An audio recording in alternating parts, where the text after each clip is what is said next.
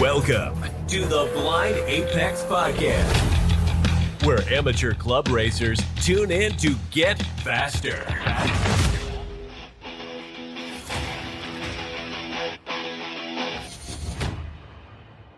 I'm your host, Con Jonturk, and on this episode, we're talking about one of the fastest growing NASA classes. That's right, we're talking Spec 3. Joining me to talk Spec 3 is the big block king himself, Sean Ohara, and the multi-region racer, Spec 3 social media guy, I'm assuming, and the biggest Spec 3 cheerleader I know, Taylor Johnson. Welcome to the show, guys. Thanks for having us. Howdy, glad to be here. Yeah, so just, I'm sure listeners know, this is my first multi-person interview, so it's going to be a little hectic, but we'll get over it. You know, it was bound to happen at some point, and might as well be Spec 3 because you guys are really growing. So congratulations on all the growth. You guys are plopping up in regions that I didn't even know existed. So, yeah. What have you guys been up to? Fresh off pit race, I take it, from all of you? Yeah, fresh off pit race, preparing for the huge NJMP event that's going to be combining Mid-Atlantic and Northeast, which is exciting because it's the first time those two regions will come together. And this is also the first season for a Northeast Spec 3 field. And then I'm sure Sean will love to talk about the rules, clarifications, and reviewing that has to be done before Nationals, since this is the first Spec 3 field at Nationals in quite a while. Oh, wow. You guys have to do some clarifications, huh? Well, yeah, it's an ongoing living document. As they all are. And so, as they all are. And we work really, really hard to find little loopholes and eliminate them. Yeah. Or, as I think most of the upcoming rule clarifications will be, to find stuff that like everybody's kind of been doing anyway for a long while, but it doesn't say anywhere explicitly in the rules that you're allowed to do it. Right. And so we're making sure that the rules reflect the reality of what's going on in the class. All you other classes out there, take note. Sean is a lawyer. He'd be the one to look at your rules. But he's a Spec 3 racer, and you did not convert him. So find your own lawyer. So. Yeah. I have a hefty bill to send to Spec 3 headquarters, wherever that is. Taylor, get the check. Like 1/3 at your house. Oh boy. Yeah, I'll cover 1/3 if you and John cover 2/3. Yeah. That sounds a great deal. Right. 30% discount coming in. That's about it. So. Con, right. A quick aside. I left a comment. Your video is pretty choppy, so you might want to turn your video off to preserve audio quality. Oh yeah, that's fine. It'll record on my. It records in cache. Okay, so it'll be fine. Cool. It's normal. You know, I haven't got my Starlink up yet. So, which that'll be interesting because you'll have a time window, and you'll say we have to finish before 7:30 because that's when I drop out of coverage, and then I'll be back 5 minutes later. No, it'll be all right. I'm pretty sure it is okay here. Well, that's just how Starlink works. So you'll drop out there's like a set time in the day. Okay, well, I'll figure that out. But all right, let's talk about the history. Oh no, you want to talk rules first? Yeah, I just wanted to make a clarification that there's nothing wrong with the rules. It's just that the rules, like Sean said, are always a living document. And as we have a completely unprecedented number of builds right now, we have lots of people asking questions that have never asked those questions before. You know, a good example is the windshield wiper sprayer nozzles. It's like, that's not in the rules, but people are asking, well, I mean, can we? I don't understand the language for the removal of the washer reservoir. So it's just stuff like that that's getting clarified just to make sure that people are 100% certain, because it's not just, you know, a group of friends building cars anymore. It's people in Utah, people in California, people in Texas, people in Ohio, people in Florida. So the rules get read with a lot less community involvement, I guess. They need to be very clear. Yeah, that's pretty common for all the classes. And everyone reads them a little different. I guess the rules committee for you guys, whoever is in that, has to then sort it all out. Sean, what's going on with those? Are you guys taking comments now and trying to sort it all out? So it's not really in the like comments phase. I mean, if we're looking at a really substantive change to the rules, then yeah, absolutely, that needs to be a process with lots of engagement with the existing racers, so we understand where everybody's coming from and what they might love or hate to see in the rules. But when it just comes to stuff like trying to clarify what we think is already the rule, I don't know that that's a thing that needs a lot of input from a whole bunch of humans. It's it's really just trying to clarify language. I might as well be a copy editor at this point. That's just sort of the stage that we're in. Yeah, I mean, it's everybody's class is that way. I just wanted to see how things were shaken out before. You don't have much time before nationals, really, in the grand scheme of things. So yeah, and there's Taylor, nothing big coming. And that's the good thing is our chassis doesn't change. We don't have to worry about new cars or new developments in the aftermarket because we don't allow any of it. So the rules are the rules. It's really just clarifications. And then if enough people ask for something, or, an example could have been in 2021 when we allowed 17-inch wheels, M3 bumpers, like stuff like that. The wheels was a big deal, but the bumpers and stuff wasn't a big deal. We're not even talking that level of stuff. It really is just clarifications at the moment. Now, during the off season, yeah, there could be other things, but nothing too crazy. And that's when the community will get a lot more involved. Yeah. Yeah, and we'll actively solicit commentary if we're kicking around. We're going to change X, Y, or Z. Then we want to hear what people have to say, good, bad, or indifferent. And sort of make decisions accordingly, and also offer some sort of grace period is often granted, so that if we're gonna for instance with the 17-inch wheels and tires, the 15s were also legal for a while, a year maybe, so you can go ahead and burn those all up, whatever you have in reserves, and then move on to the 17s. Yeah, I heard. We'll jump the gate. That's fine. I heard that the 17s were faster. So you heard much faster. The longer you were on the 15s and burning up tires, the less competitive you were because your fellow racers were on the 17s, learning the 17s, learning the 17 pressures, and getting faster. So Yep, I did my rookie season, the first half of it on 15s, and it was very apparent, but those are the tires that I had for cheap.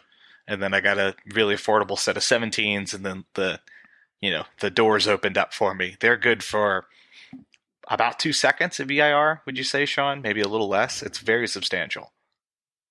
Yeah, I would say high ones. I think 2 is a little too much, but it's in that ballpark. And it really...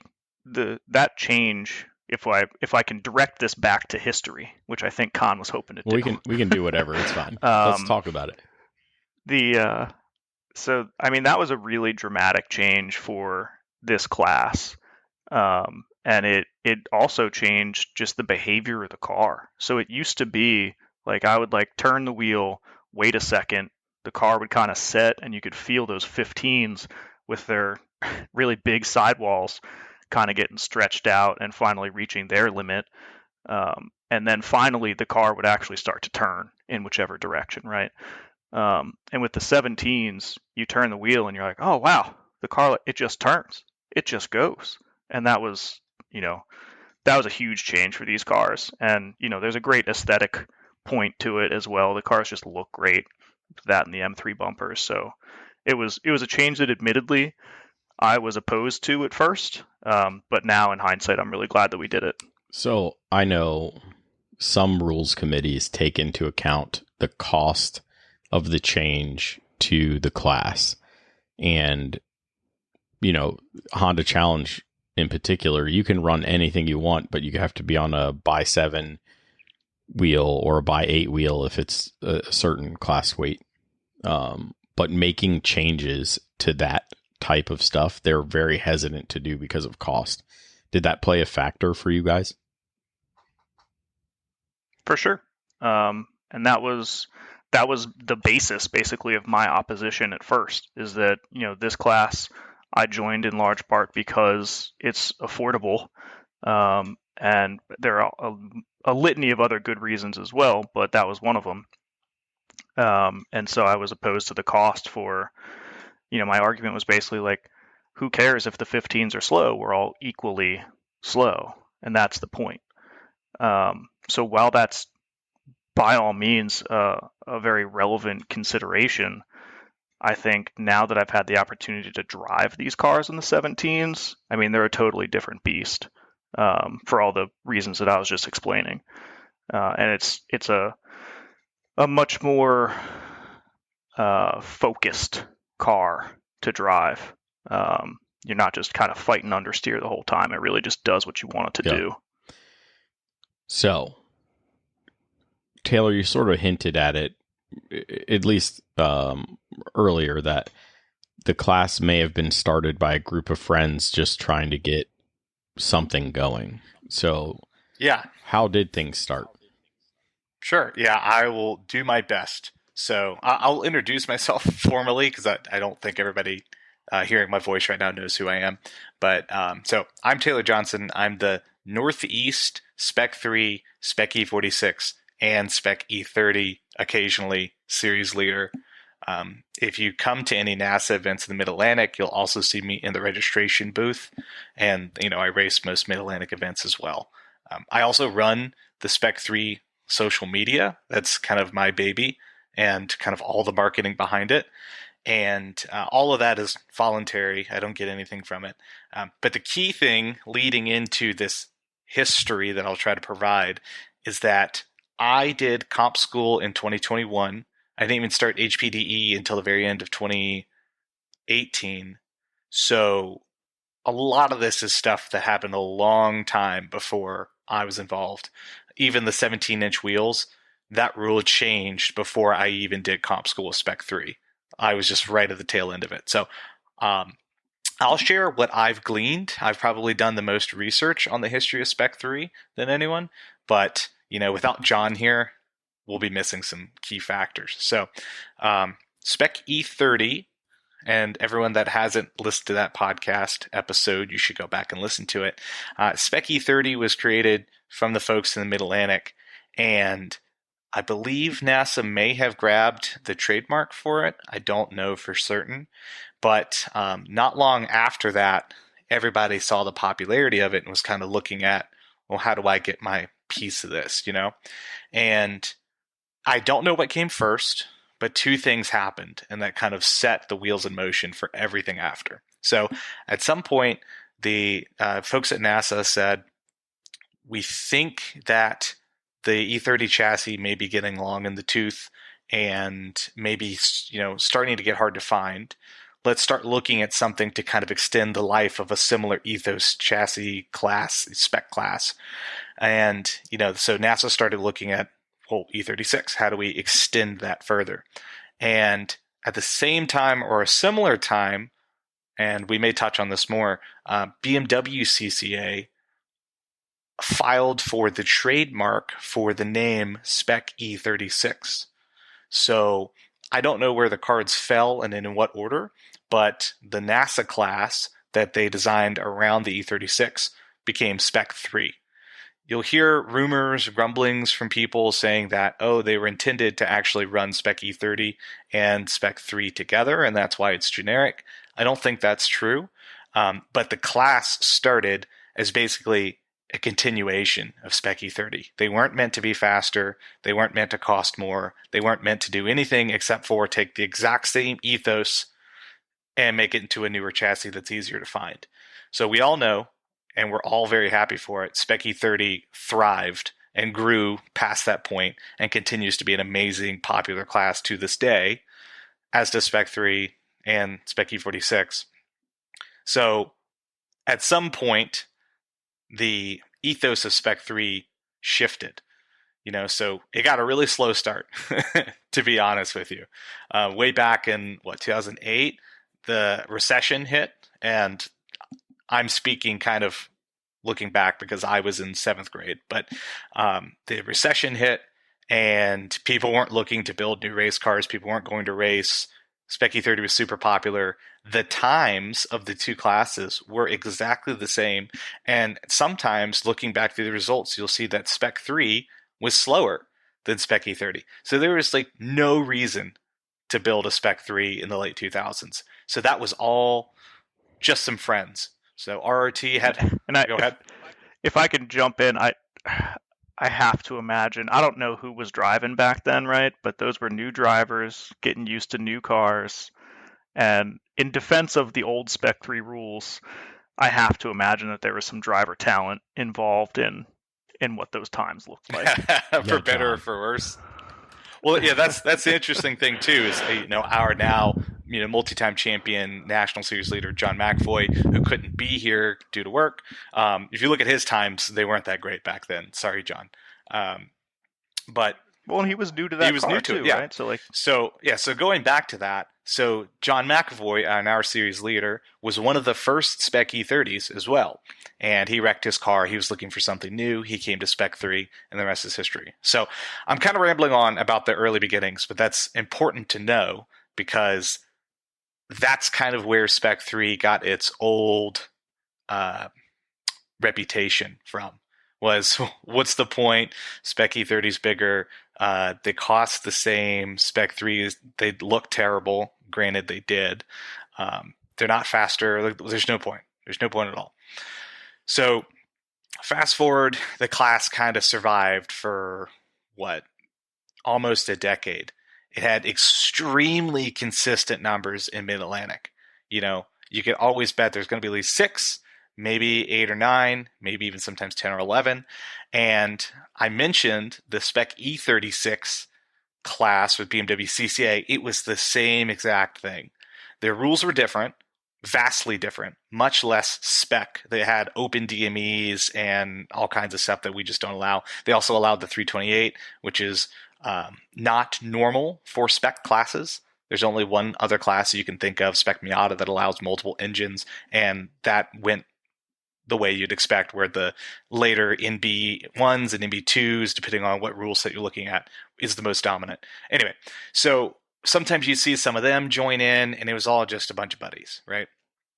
So then fast forward, 10 years in, 2018, 2019, 2020, things started to shift, and you're looking at, and please, Spec E30 people, don't hate me, E30 prices going up just a little bit. Along with other chassis, our prices went up, and E46s and all that as well. But also rule changes. So I actually don't know what kicked off all these rule changes, but I think 2018, our springs changed to a much stiffer, much better package. Then we eventually went to 17-inch wheels. The weight for the class dropped, and then the M3 bumpers and stuff that make it look better. So then the package for Spec 3 looked really attractive. So now these are really good looking cars. They are, depending on what track, a long track like VIR, they can be 3 seconds faster than the Spec E30, 2 or 3 seconds slower than the Spec E46. A track like Summit, it's a little bit more of a wash just because the E30s, first off, they've been racing there for 20-some years and they know what they're doing. And second, just because it's not a horsepower track. But in general, they're much faster than they used to be. So all that combined with me joining the class, and I saw it for what it was. I said, wow, this is an amazing class. The racing's really fun. I have no idea why this only exists in the Mid-Atlantic region. And now that we have these new rules, why don't we just relaunch the class? So I talked with John and I said, hey, I want to make an Instagram for Spec 3, and I'll do 1 post a week. And I just want to spread the word because I feel that people don't know what Spec 3 is because it does not describe itself. The name is not good at telling you what it is. People would ask me, oh, is it the Mazda 3 or is it all 3 Series BMWs? No. And then also the Spec E36 confusion. We would kind of live in the shadow of that class, even though we were bigger, had more racers. So I'm rambling on. We can make a separate topic about the social media, but the social media has been very successful. We're talking over 1 million real views in the last 2 years, hundreds of thousands of impressions. We've been featured and shared across lots of stuff. We've also had people in the class talk about it in some pretty cool spotlights. One of our racers, Jake Thievis, about motorsports, talked about it on the Smoking Tire podcast. Lots of cool stuff. And now we've seen a complete rebirth, resurgence of the class where at max we had maybe 15 completed cars, between 2009 and 2019. And now we have about 60 builds across the entire U.S. So we have builds in NorCal, SoCal, Utah, Texas, Ohio, the Northeast, Mid-Atlantic, Southeast, Florida, Mid-South, everywhere. The only place that we don't have them is like places that don't have regions, Alaska. Actually, we did have a guy in the group that wanted to build one, but he was in Alaska and he did like ice racing. But anyway, so that's the general history of Spec 3. It started out at the worst possible time with a rule set that really wasn't evocative. And then it survived just because it was a good class. And then we've had a rebirth in the last 3 years, and we've been very, very successful. And it's kind of just the beginning. So, Counselor O'Hara, do you know what drove the spring change? I don't think anything more than just an evolution of like, hey, where do we think there's a soft spot? So I wasn't part of that. I was around in the DE spectrum somewhere when that rule change came through, I think. And I just remember McAvoy did a bunch of testing and he would have to do the races and then like pull off on the last lap. And he was demonstrably faster with the new Swift springs versus the old Voigtland springs. And the Voigtlands, honestly, I have a set that have been sitting in my garage for forever, and I kind of want to put them on my daily driver because they're a great dual use spring. But they're not a good race car. They were too soft. They were too soft in the front, so then the car would dive and then understeer pretty bad. Combined with the 15s, it just wasn't good. So they went to the springs first and probably shaved off a second at every track at least, and then switched to the 17s after that. Yeah, I was just wondering because I know it's been sort of an evolution. To Taylor's point earlier, it's been sort of an evolution to.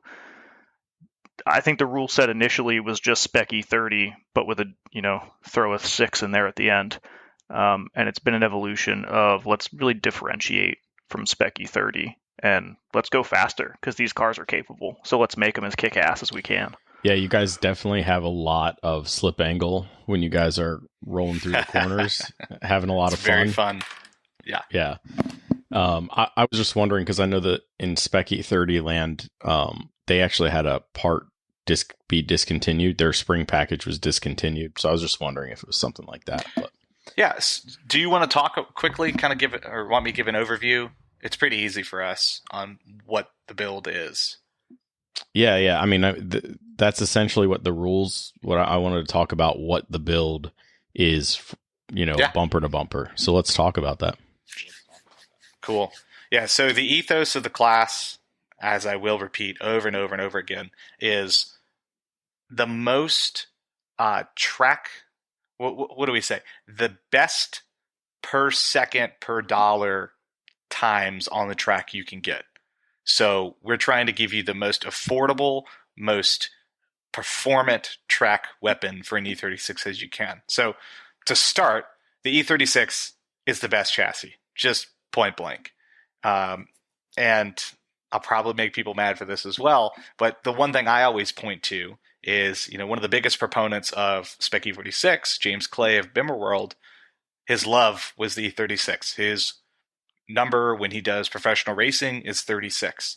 He chose the E36 for his amazing, super cool, turbo V8 hill climb car for Pikes Peak, because the E36 is just simply one of the best rear-wheel drive chassis ever made, bar none. So we have a huge leg up on everybody to start. The key difference when you look at E36s and E46s is really just the track width. That's the only thing that chassis has on us, is it has wider hips from the factory. You can fit a 255 under there. It takes a lot more work for us to do that. We run a 235. What we have over older BMW chassis, and I've owned a lot of really old BMWs, is the E36 was the first one to use a multi-link rear suspension. So instead of a semi-trailing arm that has crazy dynamic toe as well as camber, our toe doesn't change that much when the car rolls and yaws and pitches under braking acceleration. So they're way more predictable. You can get a lot more handling out of them. So starting with the E36 chassis, we allow any E36 chassis as long as it's a coupe or sedan. So you can use a 92 325 or 318. You can use a 99 M3 if you want. However, you must swap in the 325i drivetrain. And you can get that from a 92 or a 93 through 95 325, or I believe a 92 through 96 525. So they came in tons and tons of cars. You can get the engines from cars that were automatics, blah, blah, blah. Super easy to get. Engines are $300, transmissions are $300. That's not an exaggeration. So take any E36 sedan or coupe chassis, and then swap in the 525 or 325 engine, the M50B25 TU, and the GetDrag 250. And then from there, it's E36 M3 struts. You cut the stock insides out. You put a Coney shock in it. You put our custom spec spring from Swift. They're custom made just for us. And RRT keeps them in stock, and they keep up with demand very well. And then Vorschlag makes their regular E36 camber plates, but they make a special version that allows you to use the M3 stock strut diameter spring. So that's our suspension package, and then the Coneys in the rear.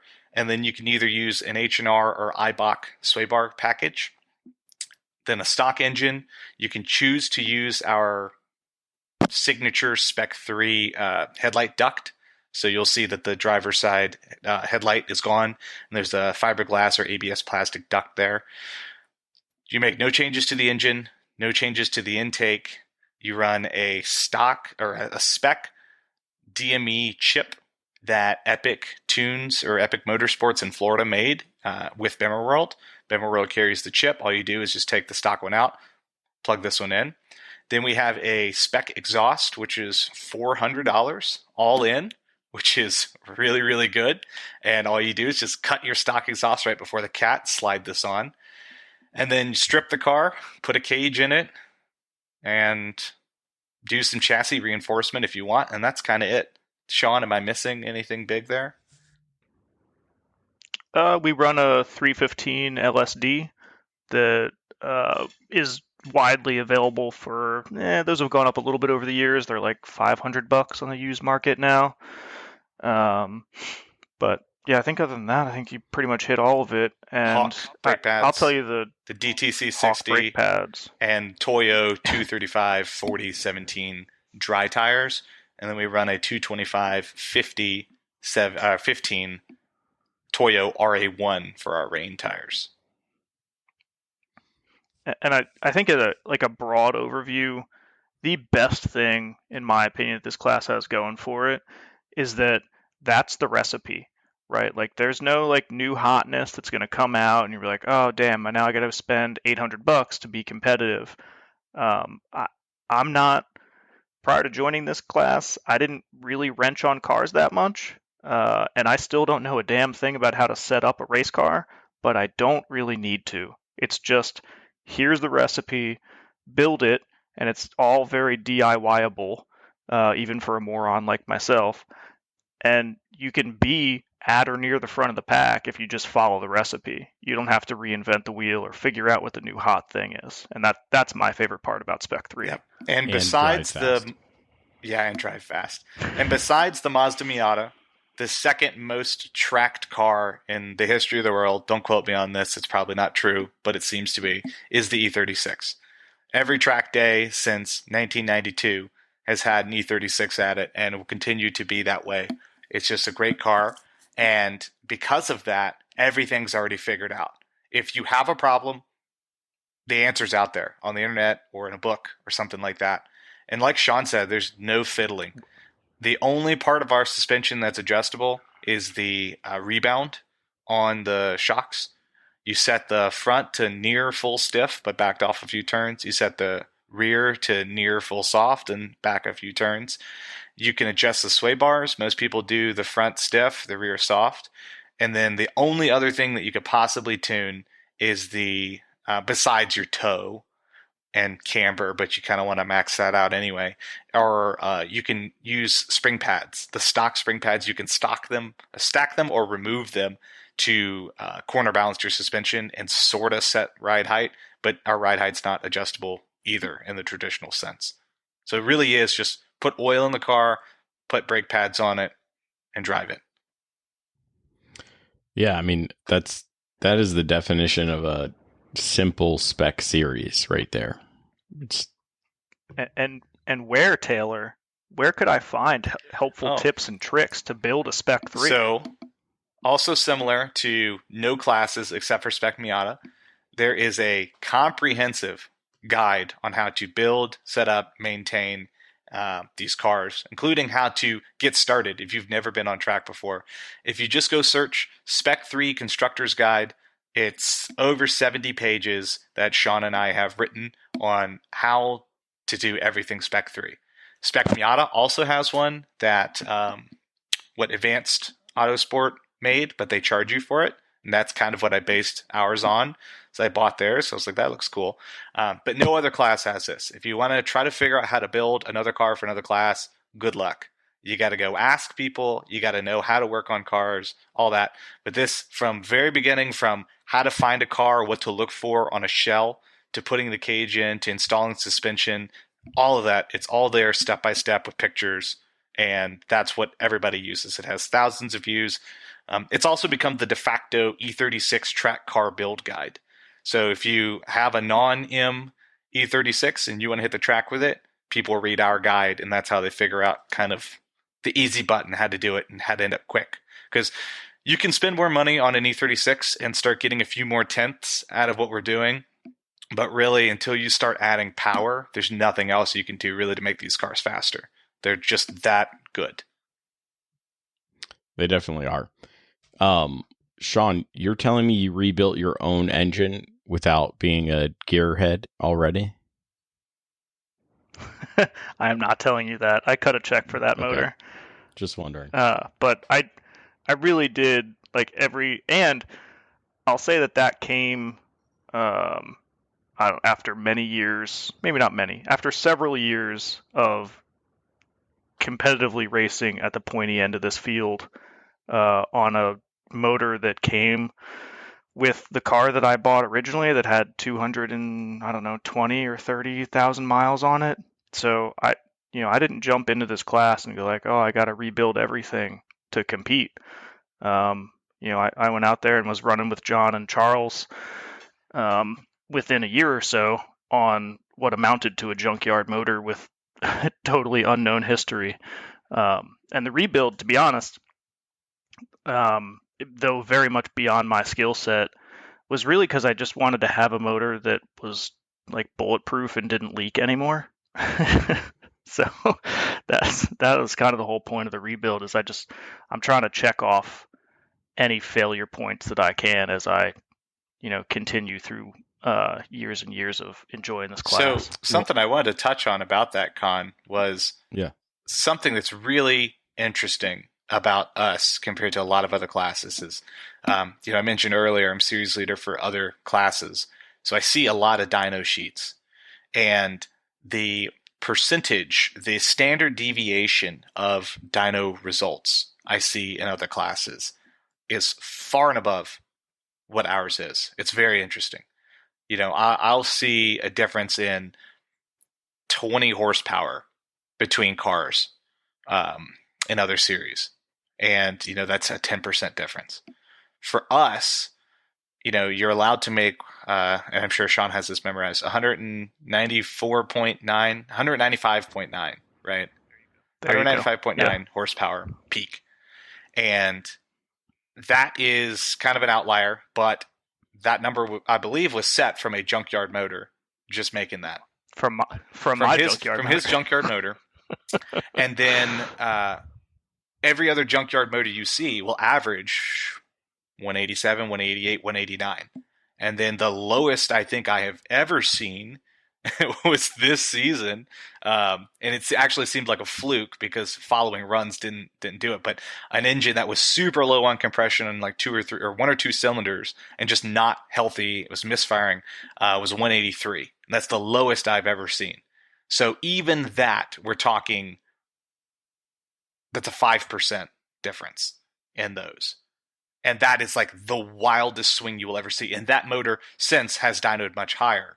So with this class and with this engine, you just take it and right out the box, 200,000 miles. I had one that was 190,000 miles, never touched, 189 horsepower. That is very good. You can win races all day with that, no problem. And then if you want to hit that max horsepower cap, you just do a head job on it. So just do grind the valves within spec, put new seals and stuff, new head gasket, put it back on, you're right at the horsepower cap. So there's no secret sauce. There's, rebuilding the engine is just because you want to put new bearings and stuff in it and have it just be bulletproof for another 10 years. But a junkyard motor is just fine and goes in and will hit really good numbers all day long. And it's really impressive. And I actually don't know why it's that case for us and not for everyone, where we can see 20 horsepower differences in other classes that don't make much more than us. But it really evens the playing field, and it's very good to see. Yeah, and I'm happy you guys as a spec series actually have a horsepower cap.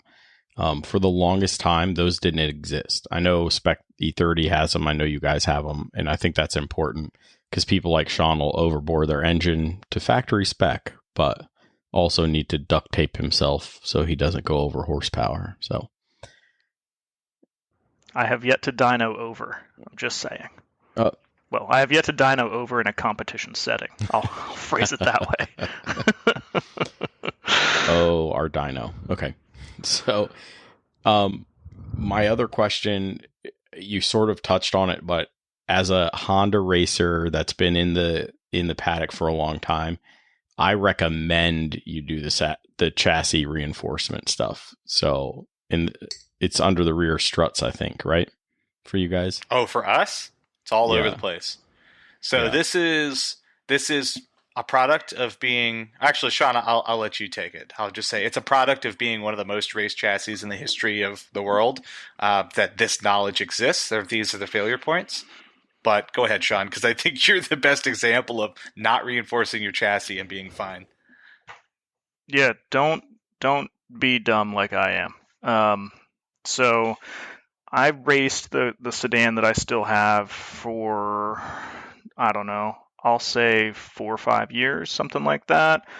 And for those that don't know me, I am not known for having much mechanical sympathy and being kind to my race car. She has known contact and she has known a lot of grass. And so there are a few known failure points, particularly for the non-M chassis. And they call it the rear subframe, but it's really the chassis to which the rear subframe attaches. So the M3s, I think, have those reinforced from the factory, and it's a BMW part. You drop the rear subframe, which in these cars is pretty darn simple to do, and then you weld in these BMW parts that are, and there are aftermarket versions of them as well. And so you have to weld in those little reinforcements. It basically amounts to like you're putting a big welded on washer in the back. Also, the rear trailing arm pocket, you should reinforce those. And then the up front, you can do the front subframe reinforcements. So I had to do the rear trailing arm pockets because mine had started to crack, and there are 3 bolts there that hold the trailing arm bushing in place, and I only had 2 of those 3. So that's not ideal, but it took several years of extreme pounding for that chassis to finally say, maybe you should do the thing that you knew all along you should have done. Yeah, and a couple things that you did miss, I think, were the rear sway bar. Since we're running a way thicker sway bar under way more load than as designed. Joke's on you. I still haven't done that one. Well, we Joke's saw gonna be on you. Yeah, we've seen Yes, at least one person succumb to that, and basically the little tiny tab will bend, and then the sway bar will pop off. Nothing catastrophic, but it's a little tiny gusset you add. And then the front subframe, you actually reinforce the engine mounts. And it's actually not that big of a deal for us because we don't allow solid mounts up there. So you still have to run stock, which a lot of people do, or poly bushings or mounts for the engine and transmission. So on a car that's solid mount, you'll start to see the motor mount holes crack on the subframe. And then something that we're considering, it's not legal at the moment, would be, I wouldn't know. It's not explicitly called out in the rules, is the front ball joints. We've never seen it. I've never seen it. It seems like some endurance cars have seen it. And even our friend Sean here had a car hit him in a practice session at a class, and it absolutely screwed up the subframe, but it still did not break that part. But it's something that we're considering. It's just an additional piece of metal you can weld around the inner ball joint on the front subframe. And and then the shock towers. So that's super easy. We recommend everybody do it, even on a street car. But if you run a really stiff spring or a really stiff damper, the shock towers on an E36, much to their credit, are much more open than any other chassis. If you look at an E90 and compare it to an E36, the hole where the top of the strut pokes through the strut tower is so big. So it means we can get crazy amounts of camber. I can get 4.5 degrees of camber without cutting the chassis at all. And because of that, though, there's a lot less mounting surface for that strut. So there's just a BMW part number plate that you just sandwich in there. You don't even weld it. And then the same in the rear, except for it goes on top of the tower. And that's kind of it for chassis reinforcement. Yeah, and there's no welding with the strut tower ones. You can weld the ones in the front. Like, I've seen that done, but I've never really understood why you would do that. It really is, you're just putting washers on the car effectively to reinforce those parts. Okay. Anything else we need to cover in the rules? The big focus, and we take this much more seriously than a lot of other spec classes, is if it doesn't say you can in the rules, then you can't. It's as simple as that. So if you're going to build your car and you're thinking, can I remove my passenger windshield wiper? Does it say it in the rules? No. So no, you can't do it. And the rules are that way because it's focused on affordability, and you can't write a rule set that says everything you can't do. It's not like NASCAR where they're, Smokey Unick said, well, if it's not there in the rules, then I can do it. It's the exact opposite. So just something to keep in mind when you do look at our rule set. It makes it pretty easy to figure out what you can and can't do. Yeah, so as a racer in Honda Challenge, which our rules try to do both, they try to say if it's not in here, you can't do it, but then they specifically spell out things you can't do. I implore you guys to keep your rules sanitized as best as possible. So, we do, because it creates a lot of confusion. So, and I know you guys are getting questions for clarity and stuff, but nothing dramatic. So, I like the sanitation. I'm the rules janitor. Yeah. I'll take that role. Yeah, I do a lot of cleanup on our rules too. Like, why do we have this in 5 places when it can be in one section that covers every class. But anyway, I digress. So you did mention that you guys had like a build sheet, a 70-page document. I know you've spoken in the class. Or in the past about you have a class breakdown of costs. What other type of support do you guys provide upcoming racers as a community? Great question. So first, I would say unofficially, I have a URL that you can use to kind of get to our links. So if you go to spec3.org, you'll find a link tree, which is also linked on our Instagram. And on there, you'll see our social media. So the Facebook and the Instagram, that's obvious. Extremely active, very popular. We average 5 or 6 posts a week. We also have a TikTok, but that's not really taken care of. So we have the constructor's guide, first and foremost. It kind of walks you through everything. Wait. You Go guys ahead. have a TikTok? Yeah, we do. I'm going to require a dance at nationals to be put on TikTok. Funny dances. Yes, I'll work on it. Let's do it. Okay. I'll work on it. Sure, but you're the dancer. Yeah, you and John. I won't be there. think will Sorry. be good. No. We could do it though. Yeah, I'll edit you in. So the build guide that we talked about, Spec 3 Constructor's Guide. We also have a parts list. So all of our parts that you need to build a complete Spec 3, including cage and all that stuff, under $10,000. And that includes, fluids, your first set of tires and brakes, safety equipment, all that stuff. It's not like where we say like, oh, $15,000, and you still have to buy the shell and you still have to put the cage in and all that. It's all in. That's all listed out there with examples of things you could get. And they're based off of basically what I built my car in. My car was $15,000 as it sat, including everything, even my suit and all that stuff sitting on grid for comp school. So that's kind of where the part list comes from. We have the Spec 3 page on the Drive NASA website, which has a good overview of stuff and links back to all these things. We have a newsletter, so you can subscribe to that. I send out monthly or quarterly, kind of depending on how busy I am. Then we also have the Spec 3 discussion group. So it's about 1,500 people in that group on Facebook, and it is the place to ask a question. So anyone that wants to learn about the series, that wants to talk about it, share their build progress, share their racing footage, it's called NASA Spec 3 -discussion. And I will be very clear, Spec 3 never has a space between Spec and 3. So when you're searching for any of these things, it's Spec 3 as one word. As I've been corrected. That'll be written on Taylor's. Yes, it will. tombstone. I don't know been why it was corrected decided to multiple be times. that way. I don't know who decided to make it one word, but we're going to stick with it. We're going to be consistent because it looks weird if you don't. Hopefully I remember when I put the title to this podcast out, so I don't have to edit that too. One of our new racers in the Northeast specifically put a larger space between Spec and 3 on their car. And him and I, in our first race together at Lime Rock, were battling. And that's all I could see was Spec 3 on his car. He's in He's your in my head. head. Psychological It's advantage. He's over. in my head. All right, so on that Linktree page, you'll also find our track records. So I've combined all of our records from all the regions we've ran in, including SoCal, which is very interesting.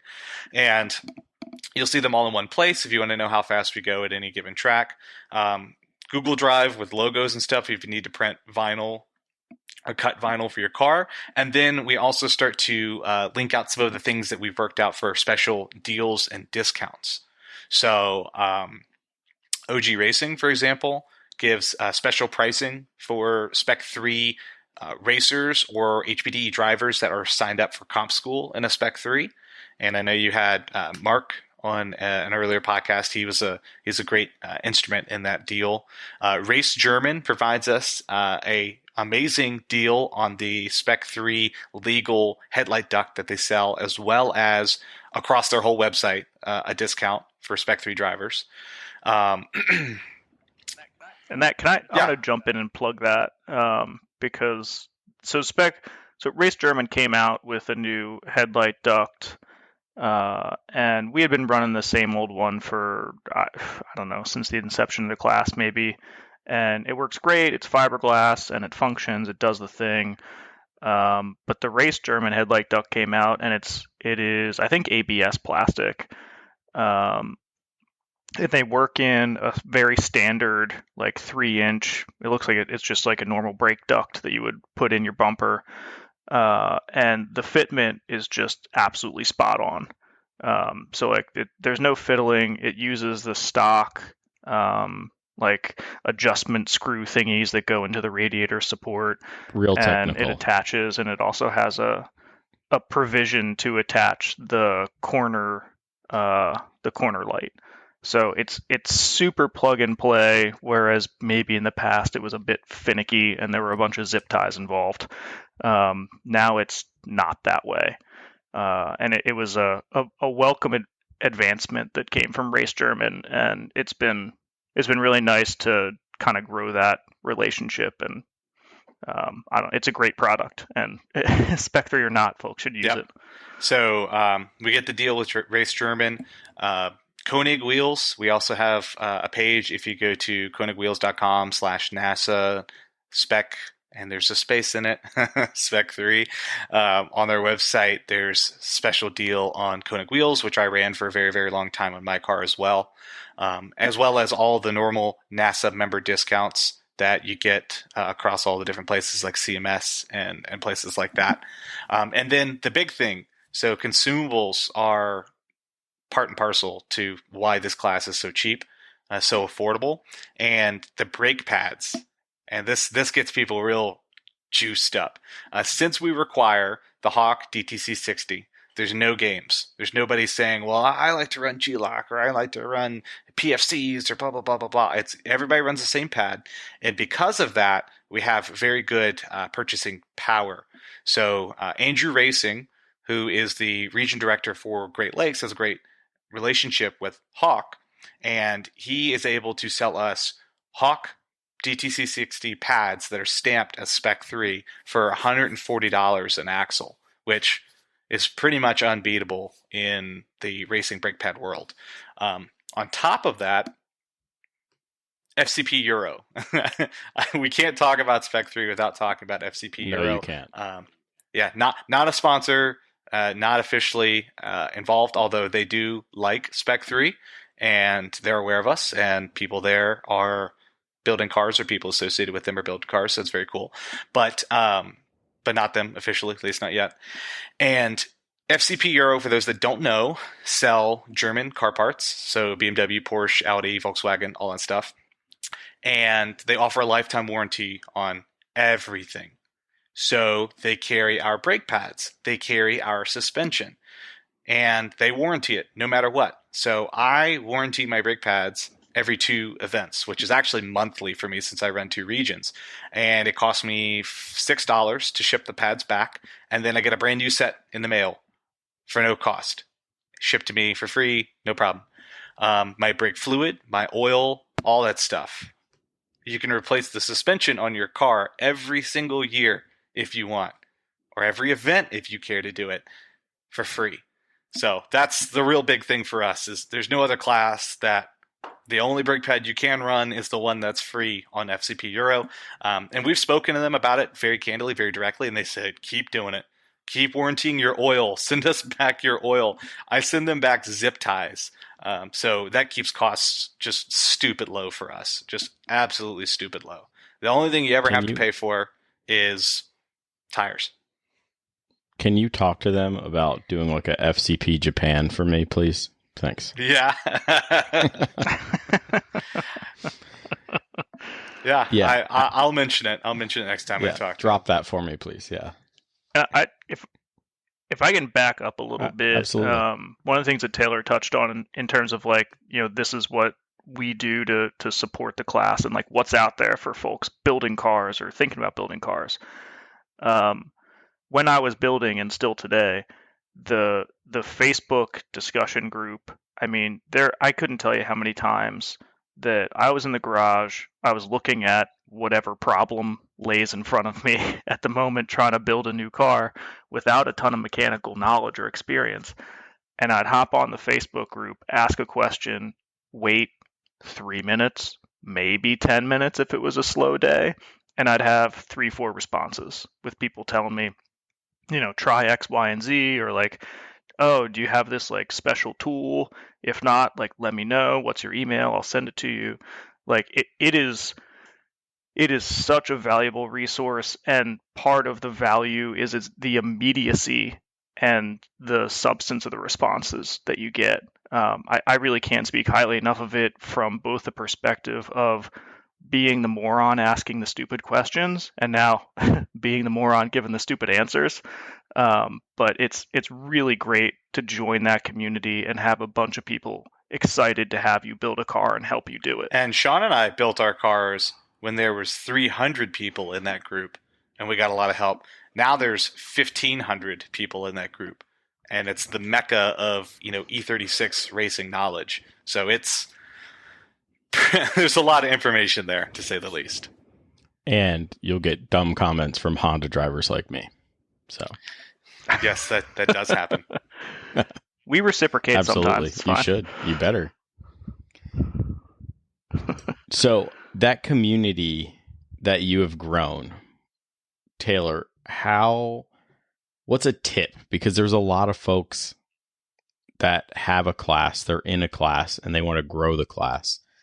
Can you give them a tip to help them grow? Yeah. So it's the same thing that the E30 guys will tell you. And there's really two ways to grow a class. Either the class is just unequivocally amazing, and it doesn't matter if you are racing against, the worst Disney villain ever that, is kidnapping puppies to fuel his race car. You just have to do it. It's the class to be in, right? Not saying anybody's bad is there, but like Spec E46, Spec Miata, those just are on merit alone, on the performance, the level of competition. You just do it, right? It doesn't matter.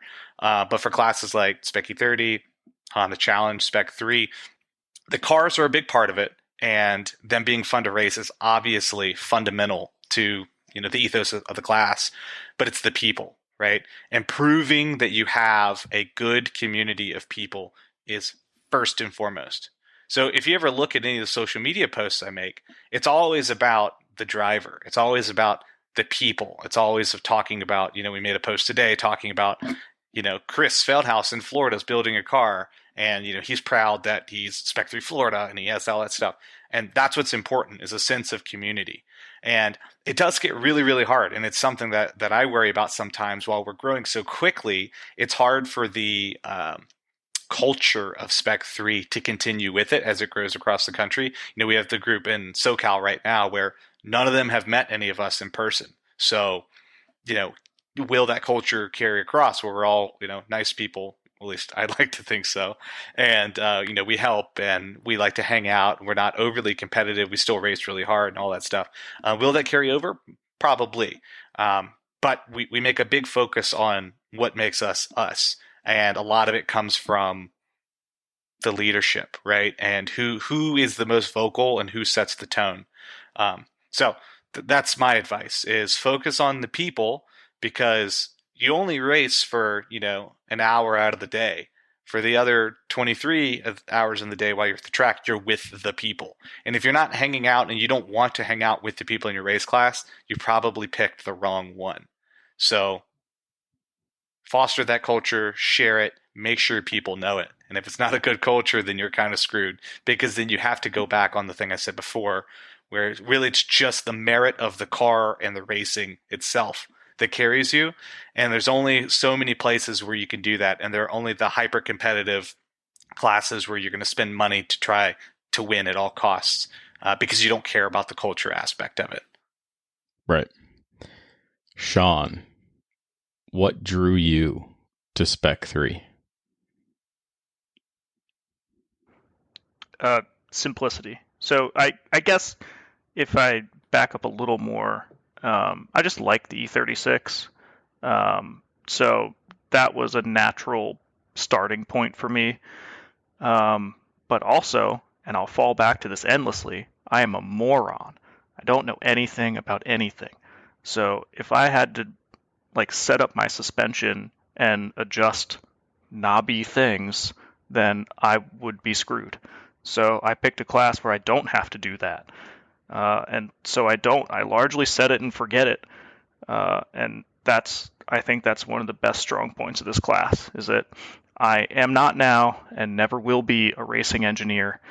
And if you don't want to fiddle with stuff, but you want to go out there and race your ass off, this is the class for you. Yeah. So I think both of those combined is your perfect storm. You have that very simple, very affordable setup. It's a basic build, extremely basic. It's more basic than even my car, and my car is restricted. It's called restricted prep. That's the subcategory that I fall in. So you're even more restricted. So it's very simple. It's all bolt-ons, and then you guys have fostered the community. It's a great community. You guys all usually paddock together. You guys get around fire. You drink your beers and do whatever you guys are doing, but then you're also sharing it, and people want to be involved. And I applaud you guys for all the work that you've done. I applaud the 6 to 8 folks that toughed it out for 10 years without growth. Congratulations, your class is now growing exponentially. So, well, the same goes to Honda Challenge. You've had some great people on this call. I myself have spent some nights playing Flip Cup and eating tacos with Honda Challenge. It's a great group, and it's the same thing, right? It's a class focused on parity. It's focused on not the most bling bling stuff that's always kind of on top of it, and the not balance of power, but the parity is being focused on every year with revisions and stuff. And then the community. I mean, you guys are tight. I see Honda Challenge folks hanging out way away from the track all the time, and that's something that's hard to kind of capture, hard to bottle. You've got the formula down there too, and the awesome region rivalry is something that I really strive to replicate that you guys have. Seeing Mid-Atlantic and Texas and that fun banter back and forth, and how nationals is a really exciting thing every year. Yeah. I think you guys will get there, especially with the banter, the back and forth. What's nationals look like for you guys this year? Oh boy. So it's really interesting, because our nationals field is basically going to be bigger than any Spec 3 field kind of ever, at least Spec 3 only. We've had some fields before that were like 15 cars, but that included some of the Spec E36 folks from BMWCCA, and their cars were highly illegal, but to be candid, they never finished high enough for it to really matter. Obviously, you can't do that in nationals, and they don't really come around anymore anyway. But also, they're lovely human beings, they are absolutely fantastic people. Yeah, don't get me wrong. I like all of them. Sell parts off of your car. Phil is an angel. We love them. I do love Phil. But the car parity changes at nationals, where it's extremely important. And so I think we have 11 or 12 right now, with a few more I'm hoping to get signed up, but we'll see. And this will be really cool, because you have me, Harry Ramos, Alex Rubenstein coming from the Northeast. I have Andy Weiland. Well, he's on the fringe. He's Mid-Atlantic / Northeast. He's in Pennsylvania. Yeah, he lives right next door to one of our other regular Northeast guys, but he seems to gravitate towards Mid-Atlantic because a certain childhood friend that he has that races there, and may be on this call. But and then we also have the absolute hot shoe Andy Schmidt from Southeast, who is the only person that has ever ran. And actually, I need to do the math on it. I'm setting the record this year for the most Spec 3 races ever ran in one season, but I'm pretty sure he's right there with me, and he may beat me out by one. So we're going to have a really good battle at nationals across a bunch of different regions. And then, of course, the perennials, Sean here, John McAvoy, Charles Ford, Joey Thomas, all the other folks from Mid-Atlantic will be there as well. So it's going to be really cool, because it's going to be simultaneously one of the biggest races we've ever had, also one of the tightest races we've ever had, and then all on the national stage with all the buzz that we have around us right now. It's going to be unreal. Yeah. You may need to get some help getting some social media content because you're going to be busy. I have high expectations. Yeah. But you're making that rivalry, that regional rivalry start. It doesn't have to be lap times and smack talk. This is a whole nother gambit where you're trying to do so many races, right? That'll start the snowball, and just start talking smack, It's no big deal. We all do it. It's fine. Yeah, that's kind of the interesting thing about Spec 3 is none of us really do that. None of us really thrive in that playful, even kind of poking. We're all pretty kind of just respectful that, we're all here to have fun and all that, and we really just kind of settle it on the racetrack. Some of the folks, especially like me, Sean, John, have our own inside jokes because we talk every day about rules and stuff, but besides that, I mean, it really is just extremely supportive, almost to the point where it makes you sick. Like, everyone is just so nice and so kind.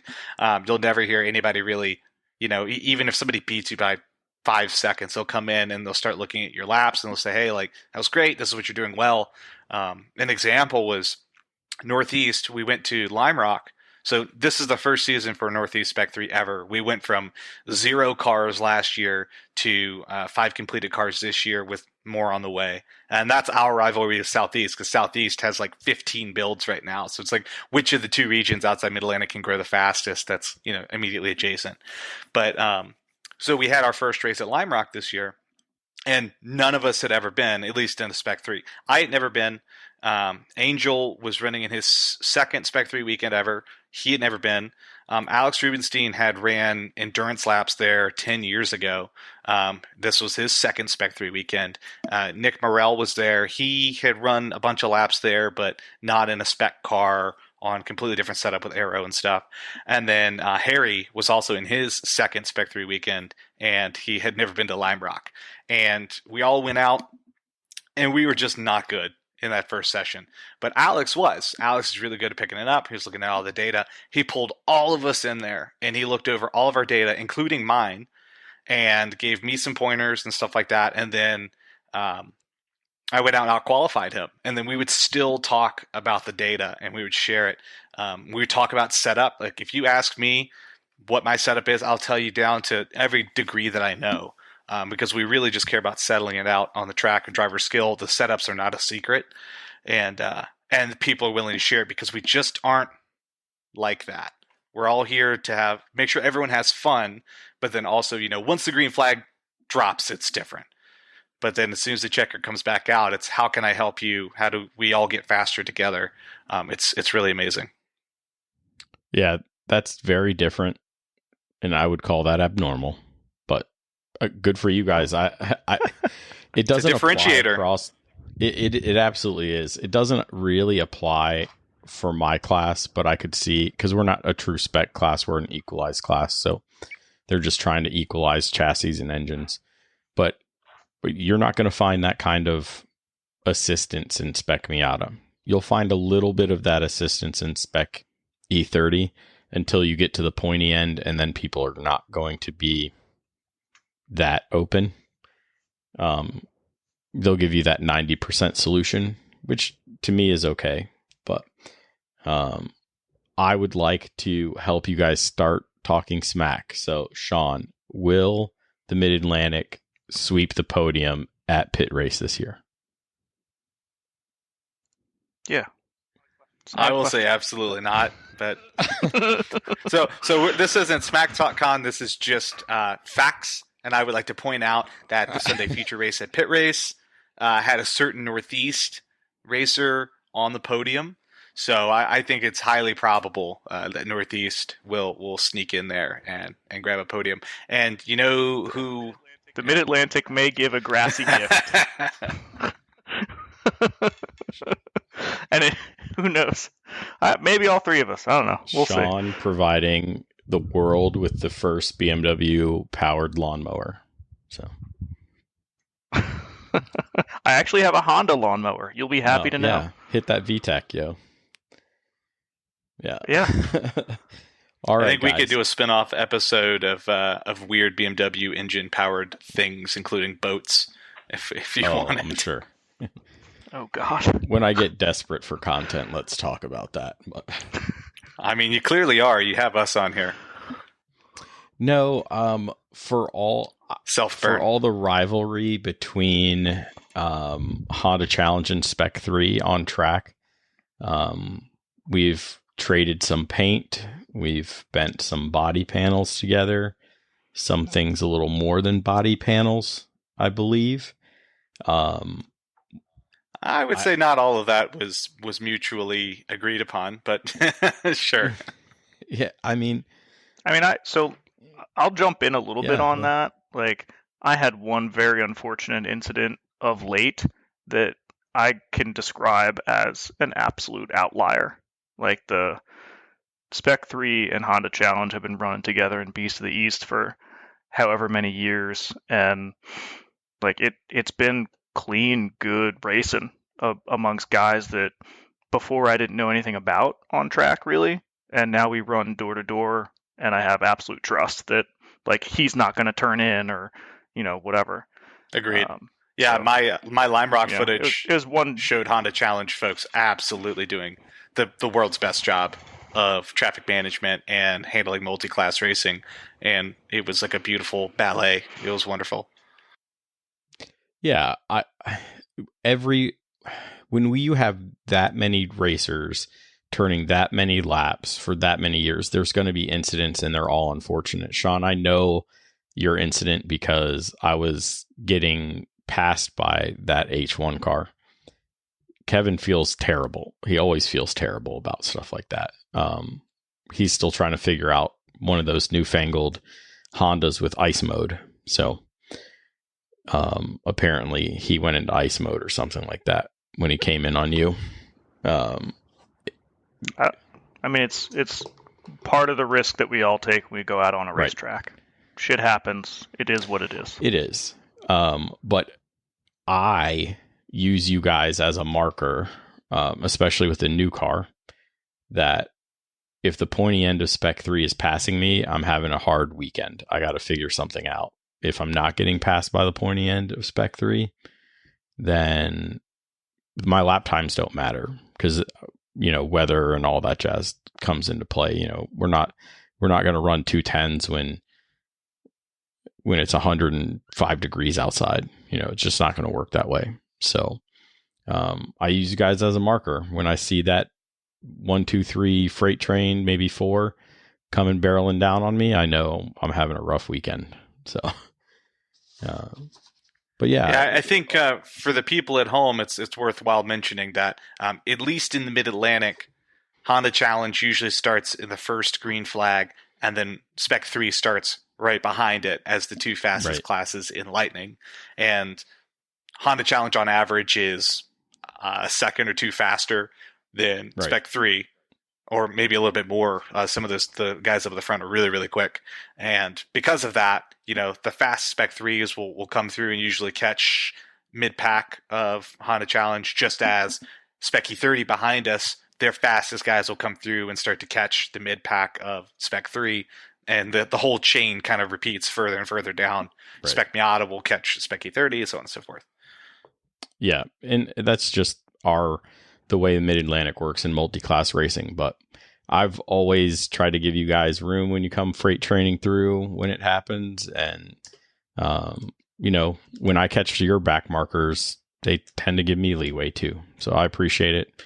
There's no anonymity here or angst. So it's just us, we're all on track together. We race in 2 separate classes. Big deal. There's no reason I wouldn't have you on this podcast. People need to know it's cheap. Taylor, you tout it's $15,000 to build the car. That's cheap because I can tell you got more than that in my Honda. So, I certainly have more than that now. Multiple years in with all the little shiny bits I wanted to add. But yeah, I'll share my build sheet any day for anyone that wants to see how to build one for 15,000 and get on grid. Yeah, that's important, right? That's a low barrier of entry. I was talking to Carter Hunt about the Spec E30, and he said, well, you can build one for about 10,000, but once they're built, they're selling for 15. So apparently there's a crazy used market. I would challenge that $10,000 claim. I would challenge that. That probably doesn't include cage and donor and stuff like that. Just because the donors are pretty pricey, but it's all pretty relative. The big thing for us is this is a good car to build as you go. If you want to get into racing cheaper, go buy a Formula V right now. You can get one for like $8,000. But you have to have a trailer, you have to have a tow vehicle, all that stuff, right? And you can't do HPDE in a Formula V, right? You just can't anywhere. They're not going to let you. So if you want to learn, that's out. Spec Miata, Spec E30, you can probably find one out there for 8 to 10, very ratty, but it will work. And you can go racing. But if you want to do HPDE, it doesn't work. There's no passenger seat. You'll get ran over. They're just not that fast, at least at a baseline. E36s are getting there, considering the Camrys have like 300 horsepower now. You are looking in your mirrors in HPDE, but you can buy a driver quality car for $3,000 or $4,000 easily. And that's like good condition, and drive it to the track and just start from day one with a stock car. And that's the value, is if you're looking for the cheapest class to build a car and drive it to the track as you start, that's us, bar none. All right. I think that summed that up well. Sean, do you have any last minute alibis for anyone looking to do Spec 3? Last minute alibis? Anything to share? Anything that we missed, do you think? No, I mean, I'll repeat, I guess, what has been sort of the, for me, what drew me to the class, right, is that we are simplicity. If you want to go racing and you want the simple formula where you just follow the recipe and then boom, you're on track and you're competing for podiums, this is it. All right. Taylor, any last minute, anything we missed? No, I just wanted to say thank you for having us. And I wanted to really make it clear that people that are on the outside, I think sometimes take the joking rivalry Spec 3 and Honda Challenge may have, just because we paddock near each other and we're always on the track right next to each other. But I know there's nothing but love from us for you guys. We like hanging out with you. We like talking to you, especially from the Mid-Atlantic workers. It's just Spec 3 and Honda Challenge, hanging out in the tech shed and stuff. So I'm glad you have us here. I'm glad that me and Aldo can collab on the social media. The Honda Challenge social media is also really, really good, and leagues better than any of the other classes out there. I'll say except for Spec 3. But Aldo does a great job, and the sharing that we do between the two is awesome. It's just a great relationship. I think Honda Challenge makes Spec 3 better. Spec 3 makes Honda Challenge better. And I think between the two, we've got all the bases covered on any kind of racing you want to have. So I appreciate you having us here. Thanks, guys, for coming on. Yeah, man, they were smoke bombs of love. Smoke bombs of love. Oh, yeah. I was like, oh, I wasn't there for that event. Oh, man. I was ready. I was like, are we throwing down?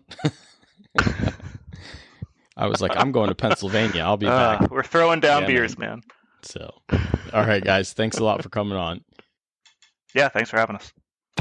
Until next time, keep working on yourself. Keep working on the car. And let's get faster.